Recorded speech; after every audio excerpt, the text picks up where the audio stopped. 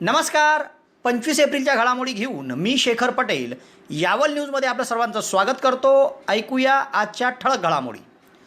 आज 25 एप्रिल रविवार रोजी सायंकाळपर्यंत यावल तालुक्यात कोरोनाचे नवीन केवळ 3 रुग्ण आढळले. रुग्णसंख्या 3782. यावलला जुन्या तहसील कार्यालयामध्ये नॉन कोविडपेक्षा डेडिकेटेड कोविड सेंटर सुरू करणे ठरेल सोयीचे, अन्यथा रुग्णांसह प्रशासनाची उडेल तारांबळ. आदिवासी क्षेत्रात कोरोना विषाणूपासून संरक्षणार्थ आसेम आदिवासी सेवा मंडळकडून स्वयंपूर्तीने ध्वनिफेत व हस्तचित्रकद्वारे जनजागृती.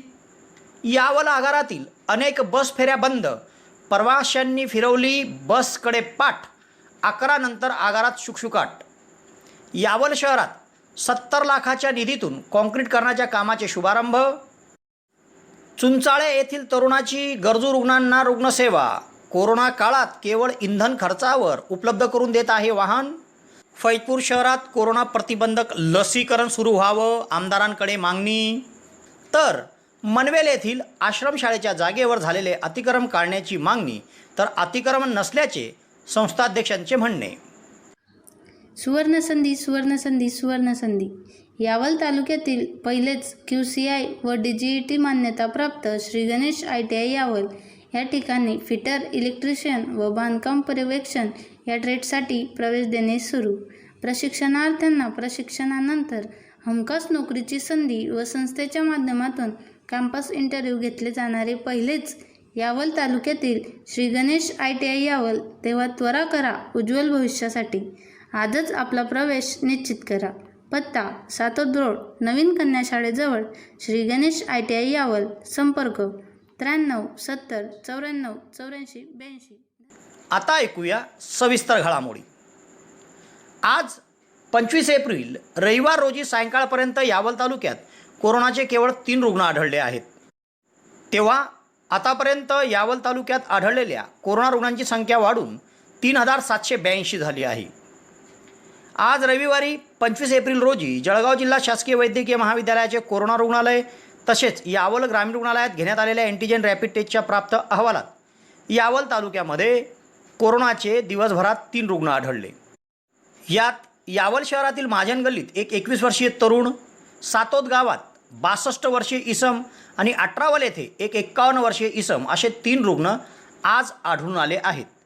तेव्हा आतापर्यंत आढळून आलेल्या रुग्णात यावल शहरात 640, फैजपूर शहरात 605, तर ग्रामीण भागामध्ये 2537 असे यावल तालुक्यात 3782 रुग्ण आढळले आहेत. यापैकी 102 रुग्णांचा उपचारादरम्यान मृत्यू झाला आहे, तर 3214 रुग्ण कोरोनामुक्त होऊन बरे होऊन घरी परतले आहेत, तर उर्वरित 466 रुग्णांवर विविध ठिकाणी उपचार सुरू आहे. येथील जुन्या तहसील कार्यालयामध्ये नॉन कोविड हॉस्पिटल सुरू करण्याच्या हालचाली सुरू झाल्या आहेत. मात्र सदरील तहसील कार्यालयाची इमारत यासाठी कमी पडणार असल्याचे दिसून येत आहे. या ठिकाणी संपूर्ण सेवा देणे अशक्य होणार आहे. तेव्हा सेवा देताना गरोदर मातांसाठीचं प्रसूती कक्ष हे कोविड सेंटरलाच राहत असल्याने प्रशासनाची तारांबळ उडेल अशी स्थिती निर्माण होणार आहे. तेव्हा येथे जर नॉन कोविडऐवजी ऑक्सिजन बेडचे डेडिकेटेड कोविड सेंटर सुरू केले ते अधिक सोयीस्कर होईल. नॉन कोविडचे 11 विभाग शिफ्ट करण्यापेक्षा या जुन्या तहसील कार्यालयात केवळ ऑक्सिजन पाईपलाईन टाकली तर संपूर्ण प्रश्न सुटणार आहे. तेव्हा याबाबत प्रशासनाने फेरविचार करणे गरजेचे आहे. तालुक्यात कोरोना विषाणूचा वाढता प्रादुर्भाव आणि वाढती रुग्णसंख्या लक्षात घेता यावल शहरात ऑक्सिजन बेडचे डेडिकेटेड कोविड सेंटर सुरू करण्याकरिताचा निर्णय प्रशासनाकडून घेण्यात आला आहे व प्रशासनाकडून यासाठीच्या हालचाली गतिमान झाल्या आहेत. ग्रामीण रुग्णालयामध्ये डेडिकेटेड कोविड सेंटर सुरू करीत नॉन कोविड रुग्णांकरिता येथील जुन्या तहसील कार्यालयाची इमारत वापरण्याचा निर्णय झाला व येथे साहित्य देखील शिफ्ट करण्यास सुरुवात झाली. मात्र नॉन कोविडकरिता रुग्णालयाचे 11 विभाग, यामध्ये रुग्ण नोंदणी अर्थात केस पेपर कक्ष, रुग्ण तपासणी कक्ष, रुग्णांना इंजेक्शन देणारे कक्ष, औषधी वितरण कक्ष, कुष्ठरोग कक्ष, नेत्र तपासणी विभाग, HIV एड्सचे ICTC केंद्र, गरोदर माता व बालकांचे लसीकरण कक्ष, कोरोना लसीकरण कक्ष, तसेच महालॅब आणि प्रसूती कक्ष असे 11 विभाग ग्रामीण रुग्णालयातून काढून येथील जुन्या तहसील कार्यालयामध्ये आणण्याचा निर्णय झाला आहे. मात्र या ठिकाणी जागा खूपच अपुरी असून हे सर्व 11 विभाग या ठिकाणी येणे शक्य नाही. म्हणून गरोदर मातांसाठीचे प्रसूती कक्ष हे ग्रामीण रुग्णालयातच ठेवले जाणार आहे.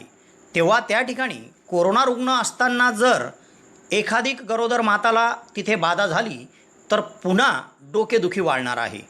तेव्हा केवळ ऑक्सिजन पाईपलाईन आणि बेड उपलब्ध करून दिल्यास जुन्या तहसील कार्यालयामध्ये डेडिकेटेड कोविड सेंटर जलद गतीने सुरू होऊ शकतं. म्हणून प्रशासनाने या संदर्भात फेरविचार करणे गरजेचे आहे.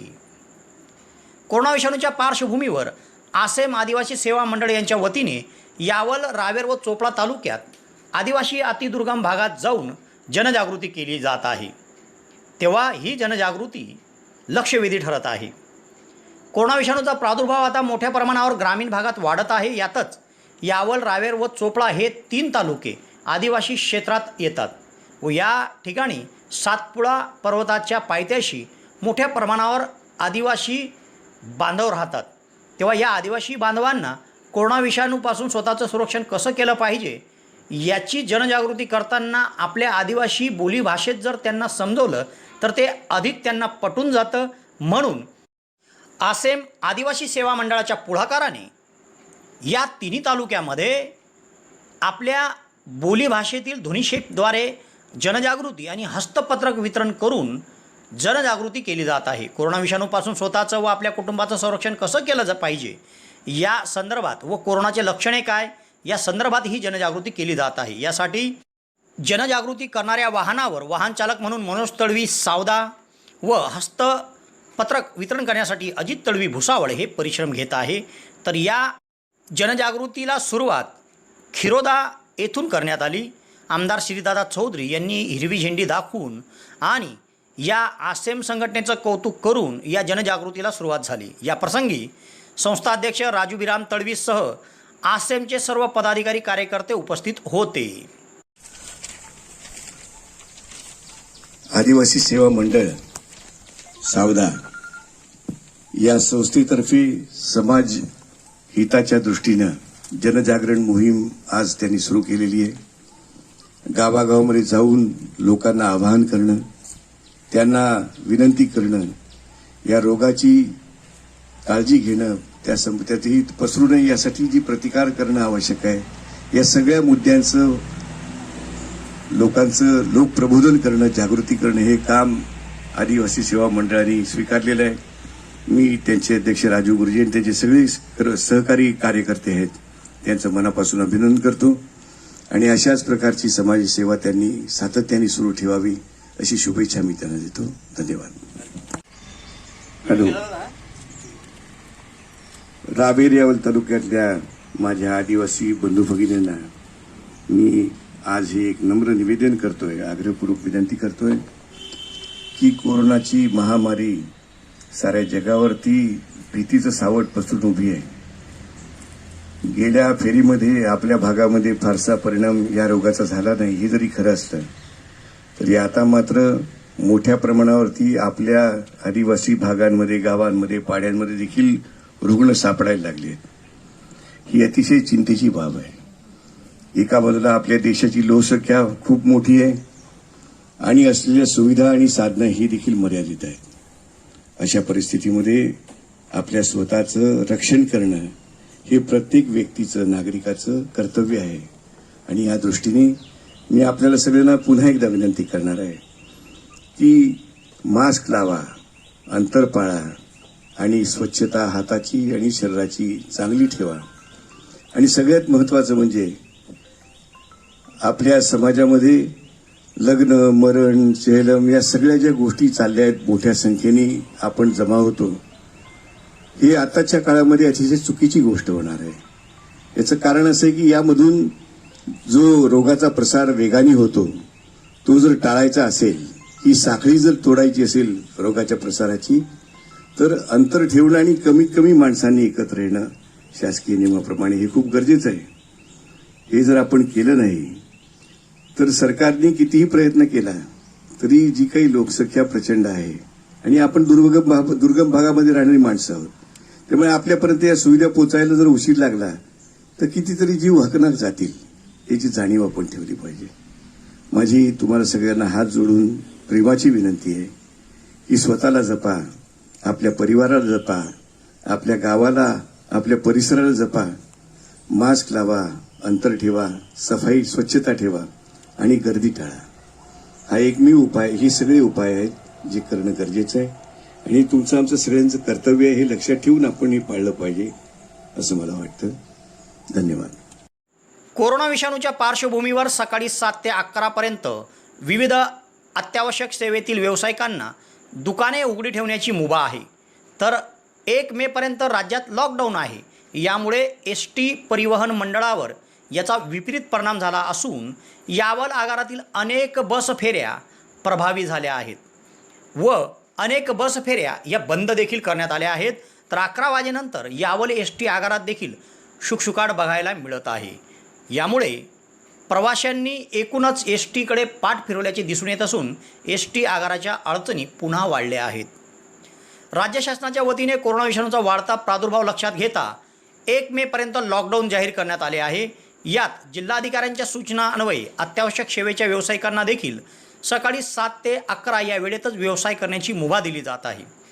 या लॉकडाऊनमध्ये राज्य सरकारने सार्वजनिक वाहतुकीला सवलत दिली आहे. मात्र राज्य परिवहन मंडळाकडे प्रवाशांनी पाठ फिरवलेली दिसत आहे.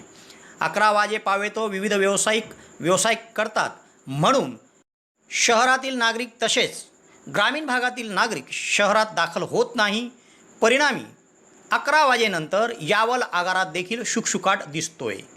तर आगारातून चोपळा, रावेर, भुसावळ, जळगाव सह ग्रामीण भागात बस सेवा सुरू आहे. तर लांब पल्ल्याच्या बस सेवेला येथे प्रवाशीच मिळत नसल्याने त्या बस सेवा बंद करण्यात आल्या आहे. एकूणच लॉकडाऊनचा परिणाम सार्वजनिक वाहतूक करणाऱ्या राज्य परिवहन मंडळावर मोठ्या प्रमाणावर झाला आहे.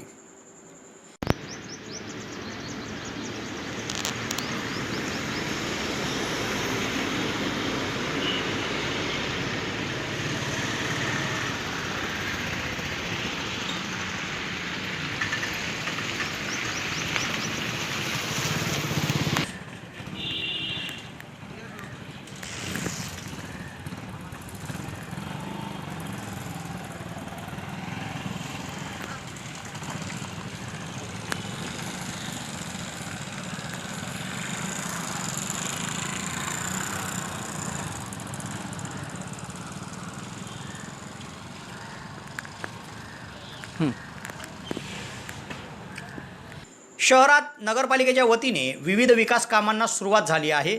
शहरातील प्रभाग क्रमांक 5 मध्ये 70 लाख रुपयाच्या निधीतून रस्ता काँक्रिटीकरण कामाला सुरुवात झाली. रविवारी शहरातील प्रभाग क्रमांक 5 मध्ये दलित वस्ती योजनेअंतर्गत रस्ता काँक्रिटीकरणकरिता प्रस्ताव टाकण्यात आला होता. यात 70 लाखांचा निधी प्राप्त झाला आहे. तेव्हा या निधीतून 1400 मीटर रस्ता काँक्रिटीकरण करण्यात येणार असून रविवारी या कामाचे भूमिपूजन नगराध्यक्ष नौशाद मुबारक तळवी व प्रभागाचे नगरसेवक शेख असलम शेख नबी यांच्या हस्ते करण्यात आले. काँग्रेसचे नगरसेवक शेख असलम शेख नबी यांनी या कामाकरिता पाठपुरावा केला होता. या प्रसंगी हाजी हकीमुद्दीन खाटिक, मुनाफ खाटिक, रहमान खाटिक, समद खाटिक, कलीम इंजिनियर आदींची उपस्थिती होती.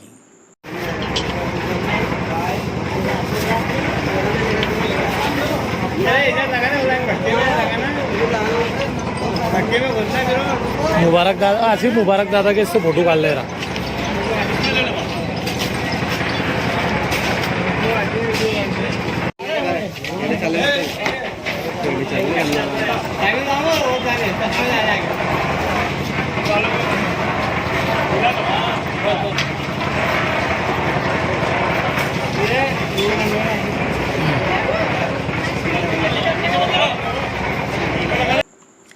कोरोना काळात रुग्ण पाहून कोणी जवळ येत नाही, कोणी वाहन देत नाही.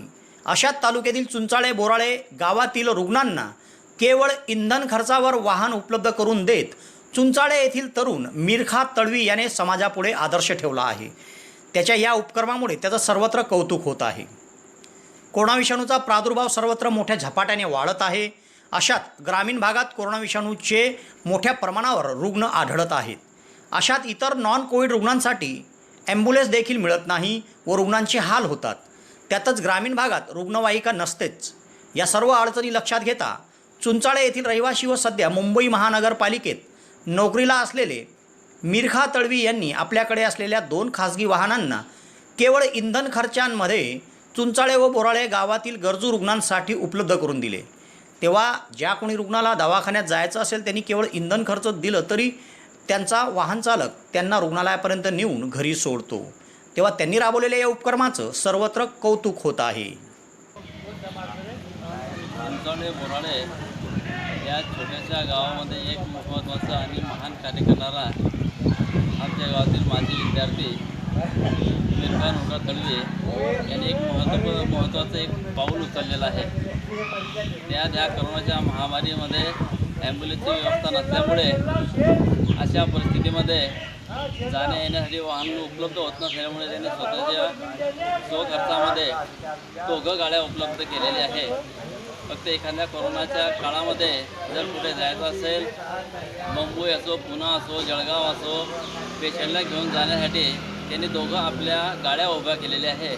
फक्त अल्प दरात त्याने डिझेल खर्च घेणार आहे आणि 2 गाड्या घेऊन तो पेशंटला आजची परिस्थिती पाहिली तर कोणीही कोणासाठी उभं राहायला तयार नाही. अशा महामारीच्या काळामध्ये त्याने महत्त्वाचं पाऊल उचललेलं आहे आणि त्याच अशा परिस्थितीमध्ये त्याने 2 गाड्या उपलब्ध करून दिलेल्या आहे आणि आजचा आपला जीव धोक्यात घालून महामारीच्या काळामध्ये त्याने 2 गाड्या उभ्या केल्या असल्यामुळे आणि डिझेलच्या अल्प दरात त्याने आपला खर्च करून स्वखर्चाने ड्रायव्हरचा खर्च, स्वतःचा खर्च, गाडीचं ज्याही ठिकाणी नुकसान असेल तो स्वतः करणार आहे आणि फक्त डिझेल घेणार आहे पेशंटकडून आणि पेशंटला आपल्या जीवनदायी योजनेमध्ये त्याने असं या ठिकाणी महत्त्वाचं काम केलेलं आहे.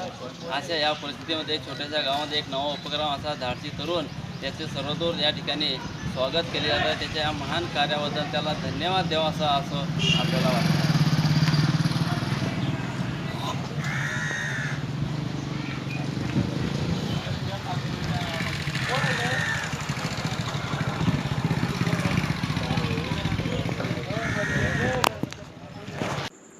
तालुक्यातील मनवेल येथील अनुदानित आश्रमशाळेच्या जागेवर उत्तर बाजूला कंपाऊंड वॉलचे व पश्चिम बाजूला भोनक नदीच्या पात्रात संरक्षण भिंत बांधण्यात आली आहे. ही भिंत अतिक्रमण करून बांधण्यात आल्याचं तक्रार तेजभान अरुण पाटील यांनी केली आहे. तेजभान अरुण पाटील यांनी जिल्हाधिकारी जळगाव, प्रांताधिकारी फैजपूर व यावल तहसीलदारांकडे दिलेल्या तक्रारीनुसार मनवेल तालुका यावल येथे आश्रमशाळा आहे. या आश्रमशाळेच्या संस्थेचे अध्यक्ष व संचालक यांनी आश्रमशाळेच्या जागेवर पश्चिमेस शाळेचे अध्यक्ष व संचालक यांनी अतिक्रमण केले आहे. संस्था अध्यक्ष हुकुमचंद पाटील यांचा मुलगा ललित पाटील यांनी नदीच्या काठी संरक्षण भिंत बांधली आहे. यामुळे नदीकाठच्या रहिवाशांना नदीस पूर आल्यास धोका निर्माण होऊ शकतो. तेव्हा सदरील अतिक्रमण काढण्यात यावे अशी मागणी तेजभान अरुण पाटील यांनी केली आहे. तर आश्रमशाळेच्या जागेवर कोणत्याच प्रकारचे अतिक्रमण केलेले नसून सदर बांधकाम ललित पाटील यांनी त्यांच्या मालकीच्या शेतजमिनीवर केले आहे. तेजभान पाटील यांनी केलेले आरोप खोटे आहे असे संस्थाध्यक्ष हुकुमचंद पाटील यांनी सांगितले. राज्यभरात कोरोना प्रतिबंधक लसीकरण सुरू झाले आहेत. तर 40,000 लोकसंख्या असलेल्या फैजपूर शहरामध्ये अद्यापही लसीकरण केंद्र सुरू झालेलं नाही आहे. तेव्हा या ठिकाणी असलेल्या नागरिकांना लस घेण्यासाठी न्हावी ग्रामीण रुग्णालयामध्ये जावे लागते.